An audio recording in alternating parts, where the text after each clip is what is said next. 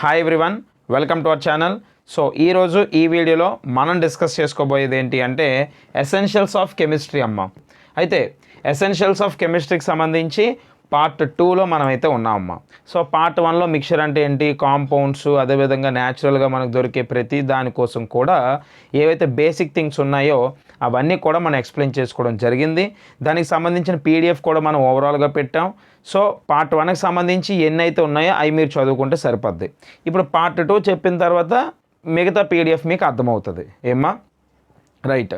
So ఒకసారి చాలా జాగ్రత్తగా మీరు చూసినట్లయితే ఈరోజు మనం చెప్పుకోబోయే టాపిక్ ఏంటి అంటే పీరియాడిక్ టేబుల్ అమ్మ. ఏంటమ్మా? Periodic table. సో ఇది చాలా అంటే చాలా ఇంపార్టెంట్. సో ఏంటి, ఎలాగా, దీని మీద ఉన్న సమ్స్ ఇవన్నీ కూడా మనమైతే డిస్కస్ చేసుకుందాం జాగ్రత్తగా.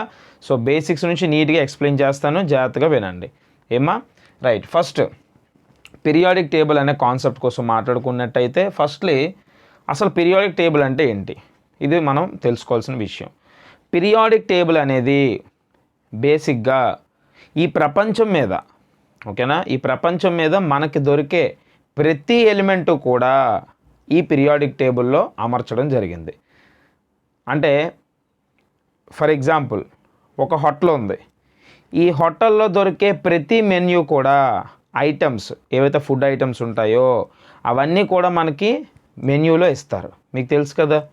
ఓకే, సో అందులోని ప్రతిదీ ఉంటుంది, స్టార్టర్స్ నుంచి veg, non veg, restaurant. For example మనం రెస్టారెంట్స్కి వెళ్తాం కాబట్టి మీకు బాగా తెలుస్తుంది. సో అందులో అక్కడ దొరికే ప్రతి ఫుడ్ ఐటము కూడా మీకు ఇవ్వడం జరుగుతుంది మెన్యూలో. ఏమని? Starters, veg, non veg, drinks, desserts, main course, ఇలా చెప్పుకుంటూ పోతే ప్రతిదీ కూడా మనకైతే అందులో లభించడం జరుగుతుంది. సో అది చూడగానే మనం చెప్పవచ్చు ఏమని, ఇన్ని రకాలు ఈ రెస్టారెంట్లో దొరుకుతాయి అని అర్థం అక్కడ, అవునా కాదా? అంతేగాని మనం లోపలికి వెళ్ళిపోయి ఫుడ్ అంతా చెక్ చేసి ఇవన్నీ మీ దగ్గర ఉంటాయా, అయితే నాకు ఇది ఇవ్వండిలేండి అని అడగం కదా. మనం ఏం చేస్తాం, మనకు ఆ కార్డు ఇస్తారు, ఆ కార్డులో మనం చూసినప్పుడు పక్కాగా ఏవైతే అక్కడ అవైలబిలిటీలో ఉన్నాయో అవన్నీ కూడా కార్డులో ఉండడం జరుగుతుంది. అలాగే ఈ ప్రపంచం మొత్తం మీద అవైలబిలిటీలో ఉన్న ఎలిమెంట్స్ ఏవైతే ఉన్నాయో అవన్నీ కూడా silver, gold, brass, okay, aluminium, ఇంకా చెప్పుకుంటూ పోతే చాలా రకాలు ఉన్నాయి కదా. ఈ ఎలిమెంట్స్ అన్నీ కూడా, ఈ ప్రపంచం మీద దొరికే ఎలిమెంట్స్ అన్నీ కూడా ఒక మెన్యూ కార్డ్ లాగే మనకి ఈ పీరియాడిక్ టేబుల్ అనమాట. సో అక్కడ మెన్యూ కార్డ్ ఎలాగో ఇక్కడ పీరియాడిక్ టేబుల్ అలాగా, ఓకేనా. సో ఈ కార్డులో అంటే ఈ పీరియాడిక్ టేబుల్లో ప్రపంచం మీద దొరికే ప్రతి ఎలిమెంట్ కనబడుతుంది. సో ఈ పీరియాడిక్ టేబుల్ చూసి మనం చెప్పవచ్చు ప్రపంచం మీద ఇన్ని ఎలిమెంట్లు ఉన్నాయంట అని, అర్థమైందా? సో దాన్నే పీరియాడిక్ టేబుల్ అని పిలుస్తారనమాట. సో అది చూసి ఎన్ని ఉన్నాయి ఏంటి, దానికంటూ కొన్ని ప్రాపర్టీసు, మాసు, ఇలాంటివన్నీ ఉంటాయి, వెయిట్ అన్నీ ఉంటాయి అన్నమాట. దాన్ని బట్టి అది డిజైన్ చేయడం జరిగింది. సో లైన్గా hydrogen, helium, lithium, beryllium, boron, carbon, nitrogen, oxygen, ఇలాగా అన్ని ఎలిమెంట్స్ని కూడా కనిపెడుతూ, ఓకేనా, వాటి యొక్క ప్రాపర్టీస్ని బేస్ చేసుకొని ఒకదాని తర్వాత ఒకటి నీట్గా అమర్చడం జరిగింది. దాన్నే మనం పీరియాడిక్ టేబుల్ అని పిలుస్తాం. మీకు అర్థమైంది అనుకుంటాను, చాలా క్లియర్గా చెప్పాను. సో పీరియాడిక్ టేబుల్ అంటే ఏంటో అర్థమైందా, ఇది ఎలా వచ్చిందో అర్థమైందా? ఓకే, సో ఇది డిజైన్ చేసినప్పుడు దీనికి సంబంధించిన విషయాలు అనేవి ఇప్పుడు మనం చూద్దాం. ఫస్ట్ పాయింట్, ఈ పీరియాడిక్ టేబుల్లో ఈ విధంగా సైడ్కి ఉన్నవి ఏవైతే ఉంటాయో వాటిని ఏమని పిలుస్తారా అంటే హారిజంటల్ రోస్ అని పిలుస్తారు. ఏమని పిలుస్తారు? హారిజంటల్ రోస్ అని పిలుస్తారు. ఇలా పొడుగ్గా ఏవైతే ఉంటాయో వాటిని ఏమని పిలుస్తారంటే వర్టికల్ కాలమ్స్ అని పిలుస్తారు. సో ఈ హారిజంటల్ రోస్కి ఒక పేరు ఉంది, అదే పీరియడ్స్. ఏంటమ్మా? పీరియడ్స్. సో ఎన్ని పీరియడ్స్ ఉంటాయి? 7 పీరియడ్స్ ఉంటాయి అన్నమాట, ఓకేనా. 7 పీరియడ్స్ ఉంటాయి అంటే 7 రోస్ ఉంటాయి అని అర్థం ఈ పీరియాడిక్ టేబుల్లో.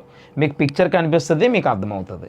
అలాగే కాలమ్స్ ఏవైతే ఉన్నాయో వాటిని గ్రూప్స్ అని పిలుస్తారు. అవన్నీ ఉంటాయినన్నా 18 ఉంటాయి. 18 గ్రూపులు, 7 పీరియడ్లు, ఈ మొత్తం కలిపితే వచ్చేది పీరియాడిక్ టేబుల్. ఈ పీరియాడిక్ టేబుల్లో ఎవరు ఉంటారు నాన్న? ఎలిమెంట్స్ ఉంటాయి. ఎవరుంటారమ్మా? ఎలిమెంట్స్ ఉంటాయి, ఓకేనా. ఎలిమెంట్స్ అనేవి లైన్గా ఒకదాని తర్వాత ఒకటి అమర్చడం జరుగుతుంది అనమాట. ఇది పీరియాడిక్ టేబుల్.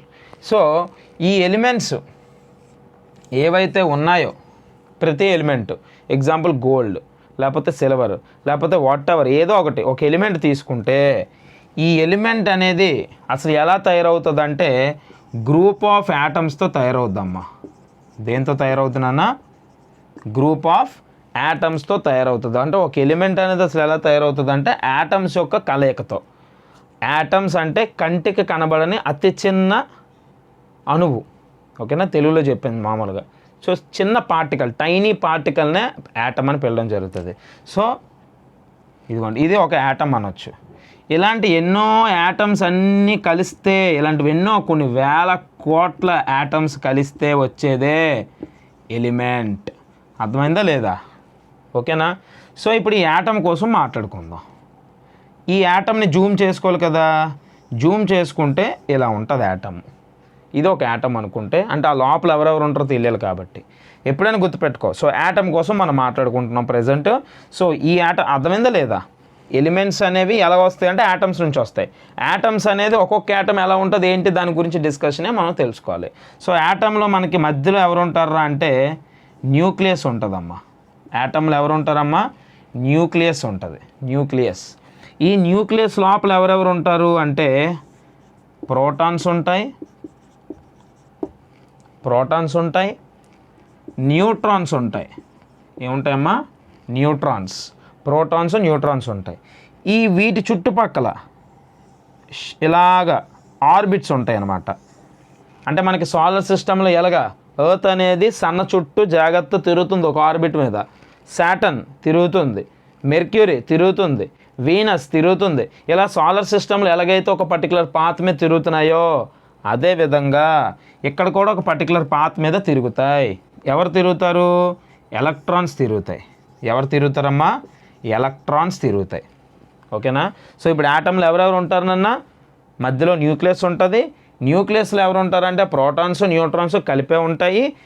వీటి చుట్టూ ఎవరు తిరుగుతారంటే ఎలక్ట్రాన్స్ తిరుగుతూ ఉంటాయి. ఓకే.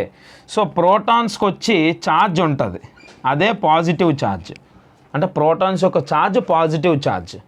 అలాగే న్యూట్రాన్స్కి ఛార్జే ఉండదు. న్యూట్రాన్స్కి ఎప్పుడు కూడా ఛార్జ్ అనేది ఉండదు. అలాగే ఎలక్ట్రాన్స్కి ఉండే ఛార్జ్ నెగిటివ్ ఛార్జ్. అర్థమైందా? సో వీటికి నెగిటివ్ ఛార్జు, ప్రోటాన్స్కి పాజిటివ్ ఛార్జు, న్యూట్రాన్స్కి ఛార్జే ఉండదు.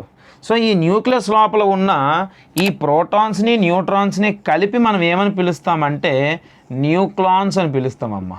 ఏమని పిలుస్తానన్నా? న్యూక్లాన్స్ అని పిలుస్తాం. అర్థమైందా లేదా? సో ఇది ఒక యాటమ్. సో ప్రతి క్షణం, ప్రతి సెకండు మనకి ఈ ఎలక్ట్రాన్స్ అనేవి తిరుగుతూ ఉంటాయి. చాలా స్పీడ్గా తిరుగుతాయి అమ్మ, చాలా స్పీడ్గా తిరుగుతాయి.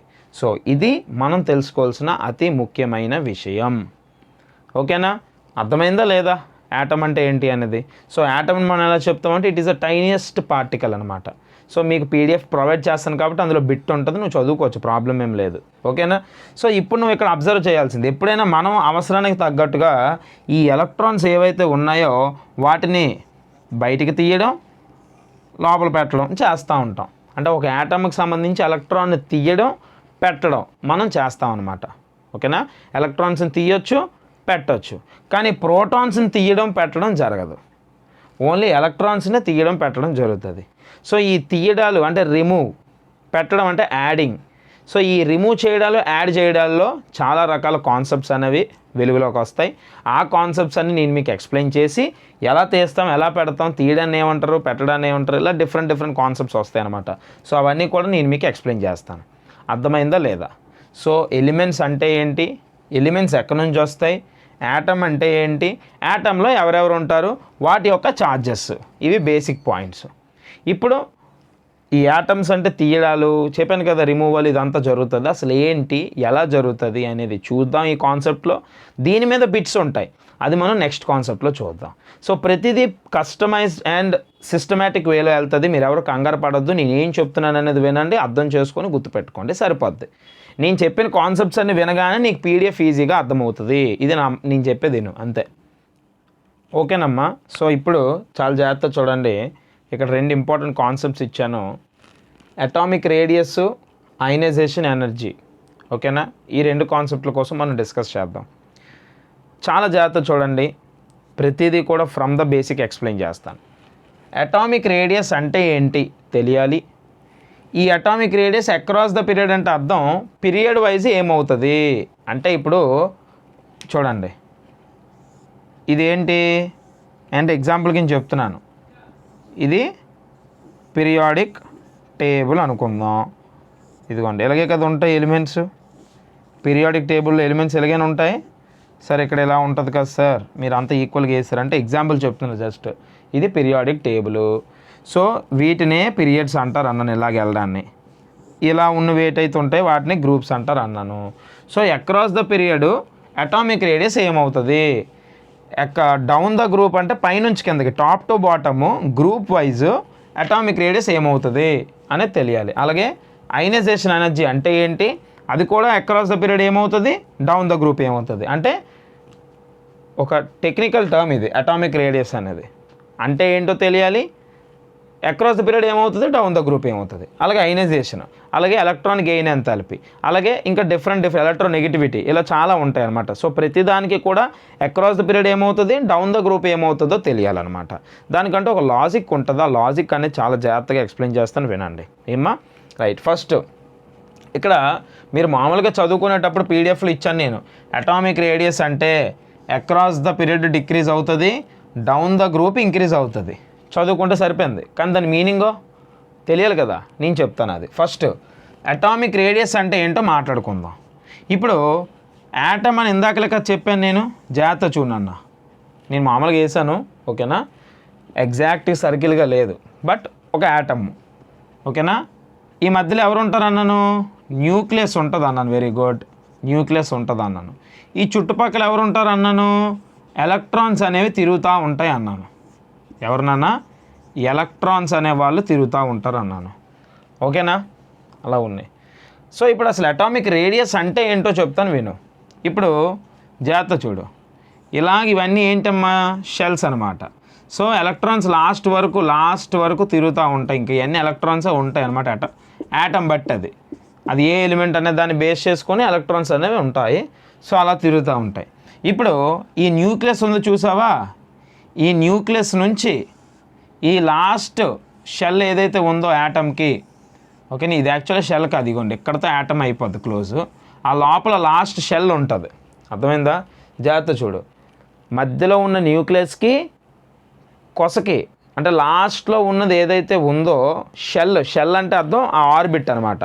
దేని మీద అయితే ఎలక్ట్రాన్ తిరుగుతుందో ఆ ఆర్బిట్ వరకు, ఆ లాస్ట్ ఆర్బిట్ వరకు మధ్యలో ఉన్న డిస్టెన్స్ ఏదైతే ఉందో దాన్నే అటామిక్ రేడియస్ అంటారు నాన్న. అర్థమైందా? అటామిక్ రేడియస్ అంటే ఇప్పుడు నువ్వేం చెప్పొచ్చు, it is the distance between the nucleus of the atom to the outer most shell of an atom. Outer most shell అంటే బయట లాస్ట్లో ఏదైతే షెల్ ఉందో అక్కడ నుంచి ఈ లోపల ఏదైతే ఉందో మధ్యలో న్యూక్లియస్ అక్కడ దాకా ఉన్న డిస్టెన్స్ ఏదైతే ఉందో దాన్ని ఏమని పిలుస్తారు, అటామిక్ రేడియస్ అని పిలుస్తారు. ఇది నీకు బాగా అర్థం అవ్వాలనుకో, మామూలుగా ఇదేంటిది సర్కిల్ మధ్యలో ఉన్నది ఏంటి, సెంటర్ నుంచి ఇలా సగానికి ఉన్నది ఏమని పిలుస్తాం మనం మామూలుగా, రేడియస్ అంటామా? మ్యాథ్స్లో చెప్తున్నాను, మ్యాథ్స్లో సర్కిల్, ఇది రేడియస్. ఇలాంటివి రెండు రేడియస్లు కలిపితే వచ్చేది డయామీటర్. మ్యాథ్స్ ఎలాగా అలాగే ఇక్కడ కూడా ఇక్కడ నుంచి ఇక్కడికి వచ్చేది రేడియస్, కానీ అది యాటమ్కి సంబంధించిన రేడియస్ కాబట్టి అటామిక్ రేడియస్ అని పిలుస్తాం అంతే. సో ఇప్పుడు దీని డెఫినేషన్ నీకు అర్థమైందా లేదా? ఇది పీడిఎఫ్లో ఉంది, నువ్వు చదువుకోవచ్చు, మీనింగ్ నీకు చెప్పాను కాబట్టి. మళ్ళీ చెప్పు, it is the distance between the centre of the nucleus to the outer most shell of an atom is known as atomic radius. అయిపోయింది, బాగుంది, ఓకే, అలా విను. ఇప్పుడు ఇంకో విషయం నీకు చెప్పాను, ఓకేనా? ఇక్కడ నువ్వు తెలుసుకోవాల్సిన పాయింట్ ఒకటి ఉంది, చాలా జాగ్రత్తగా విన్నాన్న. ఏంటి సార్ ఆ పాయింట్ అంటే, అటామిక్ నెంబర్ పెరుగుతున్న కొద్దీ అటామిక్ నెంబర్ అంటే position, hydrogen 1, helium 2, lithium 3, beryllium 4, boron 5, carbon 6, ఇలా లైన్గా ఉంటాయి కదా, అవన్నీ ఏంటి, అటామిక్ నెంబర్స్ అనమాట. అంటే ఒకదాని తర్వాత ఒకరిని పెట్టడం జరిగింది, వీటిని అటామిక్ నెంబర్స్ అంటారు. ఈ అటామిక్ నెంబర్స్ని దేన్ని బేస్ చేసుకుని పెట్టారు తెలుసా? ఎలక్ట్రాన్స్, ప్రోటాన్స్ని బేస్ చేసుకొని పెట్టారు. సో అటామిక్ నెంబర్ ఏదైతే ఉందో అది ఎవరికి ఈక్వల్గా ఉంటుంది, number of electrons present in the atom. అలాగే number of protons present in the atom. అంటే అర్థమైందా? లేదు కదా, చెప్తాను. ఇప్పుడు ఒక యాటమ్ ఉంది. యాటంలో ఎన్నైతే ఎలక్ట్రాన్స్ ఉంటాయో అదే దాని అటామిక్ నెంబర్ కూడా ఉంటుంది. ఫర్ ఎగ్జాంపుల్ లిథియం ఉందనుకున్నా. లిథియం అంటే హైడ్రోజన్, హీలియం, లిథియం మూడోది కదా. 3 అనే పేరు నెంబర్ దేనికి వచ్చింది అనుకున్న దానికి అందులో 3 ఎలక్ట్రాన్లే ఉంటాయి, అలాగే 3 ప్రోటాన్లే ఉంటాయి. అందుకే అటామిక్ నెంబర్ 3 పెట్టారు. చూసారు ఎంత తెలివిగా సైంటిస్టులు పెట్టారు. అలాగే కార్బన్ తీసుకుందాం. కార్బన్ అంటే 6 అని ఎందుకు పెట్టారు అనుకున్నాం? 6th పొజిషన్లో ఎందుకు పెట్టారు అనుకున్నాం? ఎందుకంటే అందులో ఎలక్ట్రాన్స్ 6 ఉంటాయి, అలాగే ప్రోటాన్స్ కూడా 6 ఉంటాయి. అంటే నీకు ఏమర్థమైంది? అటామిక్ నెంబరు ఎలక్ట్రాన్స్ని ప్రోటాన్స్ని బేస్ చేసుకుని పెట్టారు. అంటే ఇప్పుడు అటామిక్ నెంబర్ పెద్దది ఉందంటే ఎలక్ట్రాన్స్ ఎక్కువ ఉన్నట్టే, ప్రోటాన్స్ ఎక్కువ ఉన్నట్టే. Did you get my point? అర్థమైందా? సో నెంబర్ ఫర్ ఎగ్జాంపుల్ ఒక యాటమ్ తీసుకున్నాను, ఇందులో 15 ఉన్నాయి అన్నాను. నేను 15 ఎలక్ట్రాన్స్ ఉన్నాయి అన్నానంటే ఇండైరెక్ట్గా నేను ఏం చెప్పినట్టు? అటామిక్ నెంబర్ కూడా 15 అని చెప్పినట్టు, అలాగే ప్రోటాన్స్ కూడా 15 అని చెప్పినట్టు. అంటే నువ్వు ఇప్పటి నుంచి ఈ క్లాస్ అయిన తర్వాత నువ్వేం గుర్తుపెట్టుకోవాలి? Atomic number is equal to electrons is equal to protons. అర్థమైందా లేదా? ముగ్గురు సమానమే, ముగ్గురు వాల్యూ ఒకటే. Clear, very good. సో ఇప్పుడు నెక్స్ట్ పాయింట్ ఏం చెప్పాను నేను? అటామిక్ రేడియస్ అంటే ఏంటో నీకు అర్థమైపోయింది, బాగుంది. ఈ మధ్యలో ఎవరు ఉంటారు అన్న న్యూక్లియస్లో ప్రోటాన్స్ ఉంటాయి, అదేవిధంగా న్యూట్రాన్స్ ఉంటాయి. ప్రోటాన్స్ ఉంటాయి, న్యూట్రాన్స్ ఉంటాయి. ఓకే, బాగుంది, ఇలా ఉన్నాయి. ఇప్పుడు చాలా జాగ్రత్తగా ఆలోచించు. ఓకే, అక్రాస్ ద పీరియడ్ ఏమవుతుందో అంటున్నాడు. అక్రాస్ ద పీరియడ్ ఏమవుతుంది? ఇప్పుడు ఇదే కదా పీరియడ్ టేబుల్. 1 అటామిక్ నెంబర్లు వేస్తున్నాను. 1 2 3 4 5 6 7 8 ఇలా ఏమవుతుంది నాన్న? అటామిక్ నెంబర్ పెరుగుతుంది. ఏమవుతుంది? అక్రాస్ ద పీరియడ్ పెరుగుతుంది. మరి అటామిక్ నెంబర్ పెరుగుతుంది, జాగ్రత్త విను. అటామిక్ నెంబర్ పెరుగుతుంది, ఓకేనా? అటామిక్ నెంబర్ పెరుగుతుంది అంటే ఎవరెవరు పెరుగుతారు? ఎలక్ట్రాన్స్ పెరుగుతాయి, ప్రోటాన్స్ పెరుగుతాయి. అంటే ఇప్పుడు ఈ యొక్క యాటంలో ఓవరాల్గా ఈ మధ్యలో ఉన్న ప్రోటాన్స్, అదేవిధంగా న్యూట్రాన్స్ అనేవి అలాగా నో ఛార్జ్ కాబట్టి పట్టించుకోక్కర్లేదు. ప్రోటాన్స్ పెరుగుతాయి, ఎలక్ట్రాన్స్ పెరుగుతాయి. అవునా కాదా? అంతేనా కాదా? అంటే జాగ్రత్త చూడు, అదొక కాన్సెప్ట్. వీళ్ళిద్దరు పెరుగుతున్నారు, అలాగ ఉన్నాయి. ఇంకో విషయం నువ్వు తెలుసుకోవాలి. ఈ పీరియడ్ ఉంది చూడు, దీన్ని ఫస్ట్ పీరియడ్ అని, దీన్ని సెకండ్ పీరియడ్ అని, దీన్ని థర్డ్ పీరియడ్ అని ఇలా ఎందుకు పెట్టారు అనుకున్నావు? ఎందుకంటే ఫస్ట్ పీరియడ్లో ఒక షెల్లే ఉంటుందని అర్థం. ఫస్ట్ పీరియడ్ ఉన్న ఎలిమెంట్స్ అనేటికి ఎన్ని షెల్స్ ఉంటాయి?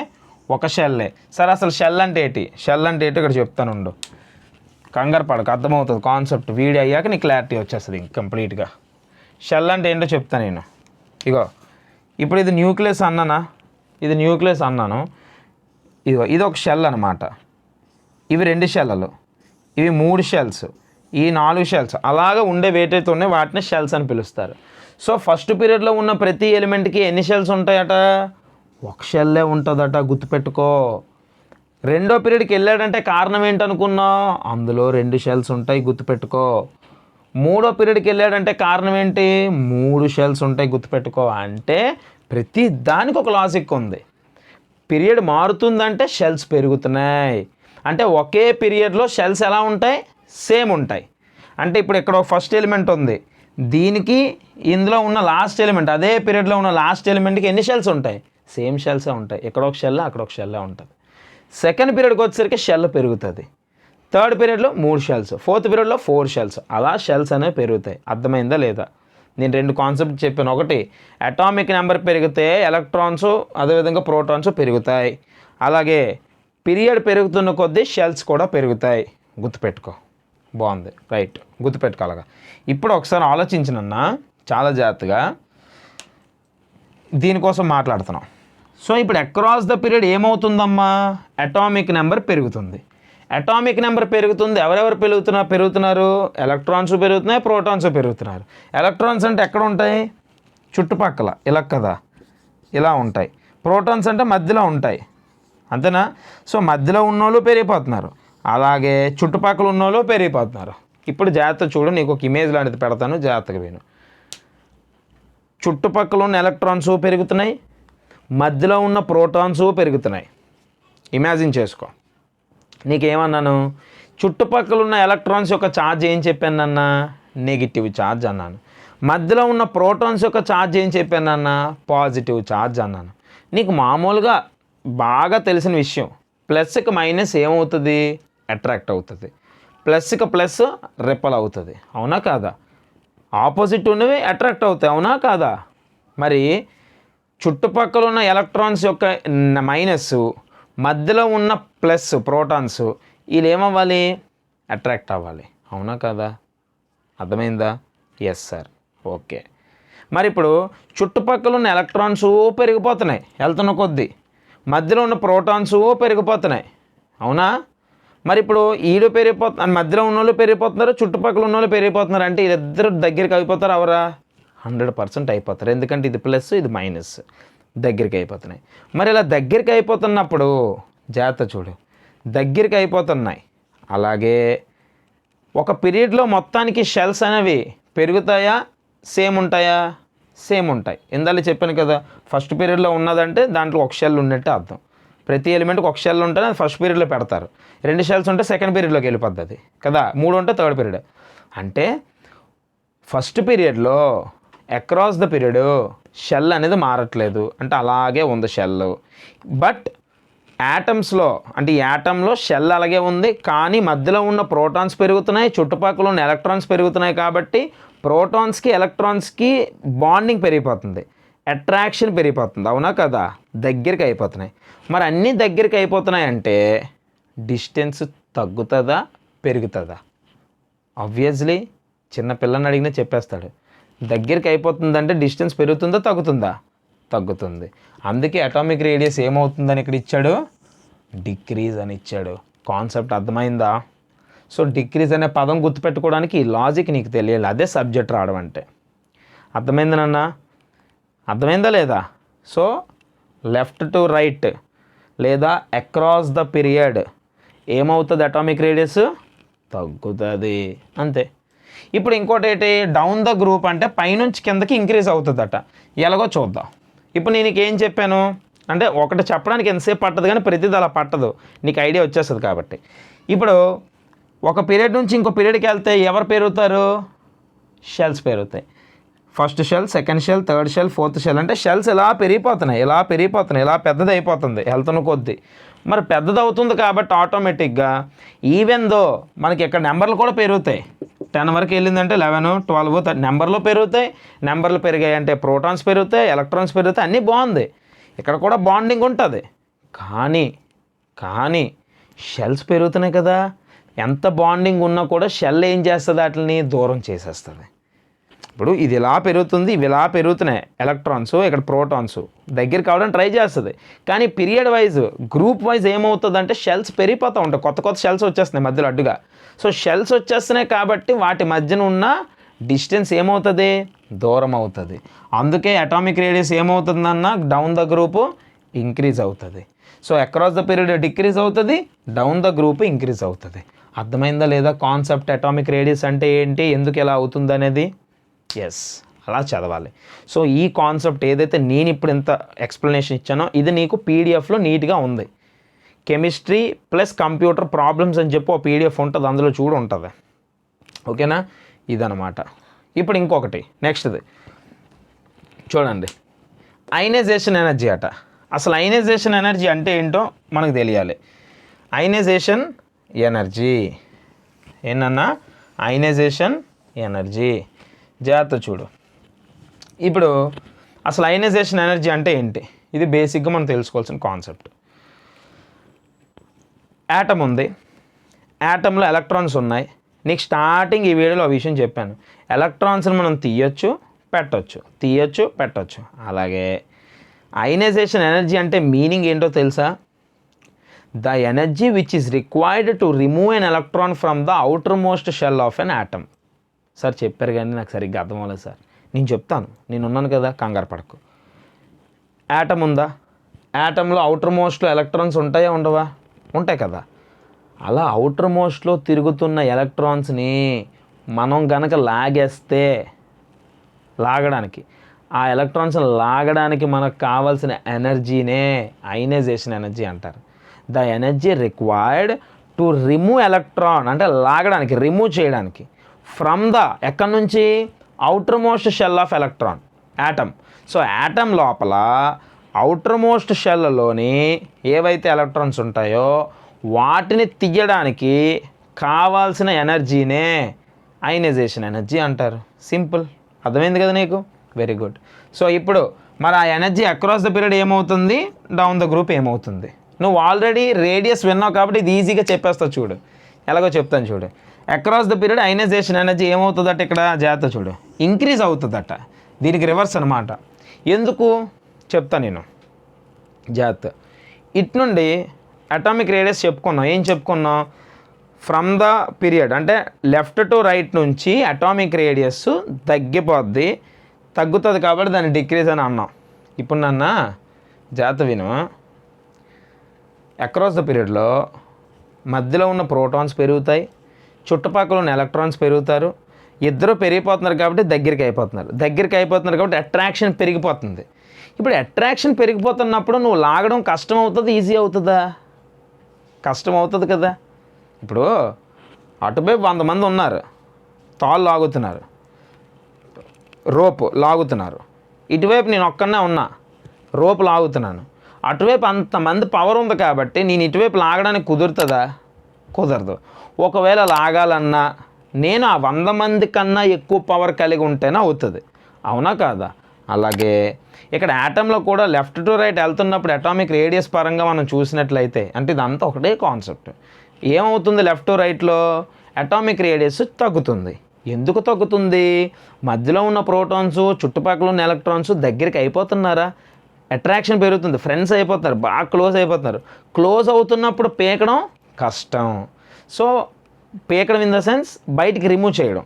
సో ఎప్పుడైతే ఎలక్ట్రాన్స్ దగ్గరికి అయిపోతున్నాయో ప్రోటాన్స్కి, నువ్వు బయటికి తీయడానికి ప్రయత్నించే శక్తి ఏదైతే నీకు కావాలో అది ఎక్కువ కావాలి. అవునా? ఎక్కువ కావాలి కాబట్టే అయనైజేషన్ ఎనర్జీ ఇంక్రీజ్ అని రాశాను. అక్రాస్ ద పీరియడ్ ఎక్కువ కావాలి కాబట్టి ఇంక్రీజ్. సరిపోయిందా లేదా మీనింగ్? అర్థమైందా? దీనికి లాజిక్ ఉందా లేదా? అలాగే నెక్స్ట్ చూద్దాం.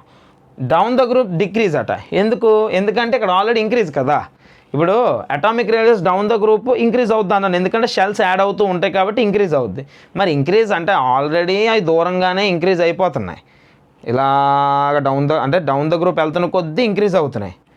దూరంగా ఉన్నప్పుడు పీకేయడం ఈజీయే కదా, నీకు దగ్గరకు వస్తుంది. అంటే అది దూరంగా అవుతుందంటే నీకు దగ్గరకు వస్తున్నట్టు. అంటే వాటి డిస్టెన్స్ పెరుగుతుంది, అప్పుడు నువ్వు ఈజీగా తీసేయచ్చు. కాబట్టి నీకు కావాల్సిన శక్తి అనేది తక్కువ కావాలి. ఏ శక్తి? అయనైజేషన్ ఎనర్జీ శక్తి తక్కువ ఉండాలి. అందుకు డిక్రీజెస్ అన్నాను. సో అయనైజేషన్ అనేది అక్రాస్ ద పీరియడ్ ఇంక్రీజెస్ ఎందుకు అర్థమైందా? అలాగే డిక్రీజెస్ ఎందుకు అర్థమైందా? అలా నువ్వు ప్రిపేర్ అవ్వాలి. ఏనన్నా? సో ఇది అటామిక్ రేడియస్, ఇది అయనైజేషన్ ఎనర్జీ. నీకు అర్థమైందా లేదా? ఓకేనా? సో ఇక్కడ దాకా అర్థమైంది కాబట్టి జాగ్రత్త ప్రిపేర్ అవ్వ, పీడిఎఫ్ తీసి. రిమైనింగ్ ఇంకా ఉన్నాయి ఇందులో కాన్సెప్ట్స్. ఇంకొక 2 పార్ట్లలో నీ కెమిస్ట్రీ పీరియాడిక్ టేబుల్ అయిపోతుంది, అవగొట్టేద్దాం. ఇంకో 2 పార్ట్లు, ఒక పార్ట్లో అవగొట్టేయచ్చు, ఈజీయే. బట్ నేను చెప్పే ప్రతి కాన్సెప్ట్ విను. ఏనన్నా? All the very best. ఇక్కడ దాకా ప్రిపేర్ అవ్వు. ఏదైనా డౌట్ ఉంటే అడుగు.